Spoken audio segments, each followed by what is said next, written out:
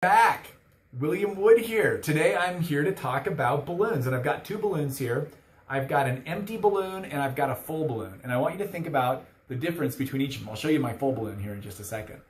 But when you look at an empty balloon, it's literally almost got no weight. It's just a little piece of latex, and there's really no size or no pressure in it.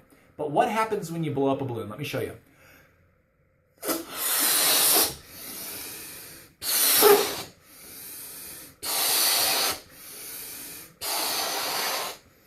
So when I blow up a balloon, feeling a little lightheaded, the latex holds in the pressure inside that balloon until it becomes something of substance. In fact, if I were to have a dozen of these, I might be able to fill up half of my car, certainly the passenger seat in my car.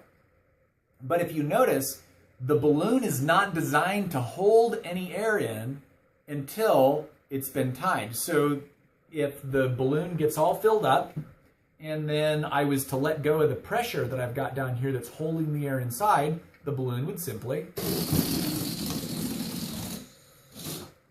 empty itself. Now, emotions work kind of the same way.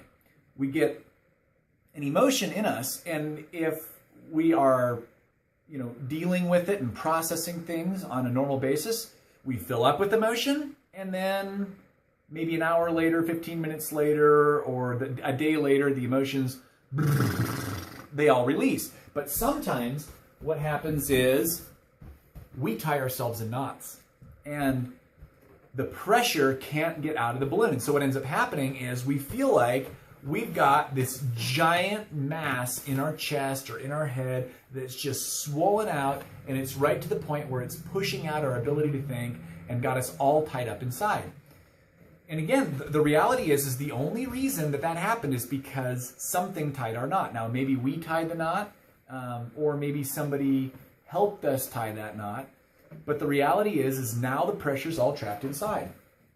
And a lot of people carry this pressure around in them for so long that they forget that there's a way to get it out. Now, there's a couple ways to do it. One would be to very gently untie the knot and to let the pressure all slowly out. But sometimes what you need to do is you just need to find something that can help you release the pressure. Now, if you're looking at this is a teeny tiny little needle. And the question is what happens when this teeny tiny little thing comes in contact with the balloon? It instantly pops, because it is by small and simple things that great things are brought to pass. If you need help releasing the pressure in your life and letting go of all that tension, I've got some amazing tools and techniques that I'd like to share with you. Why don't you call up the office, 801-203-3405, and I'll show you how to let go of the tension that you've got built up inside of your balloon.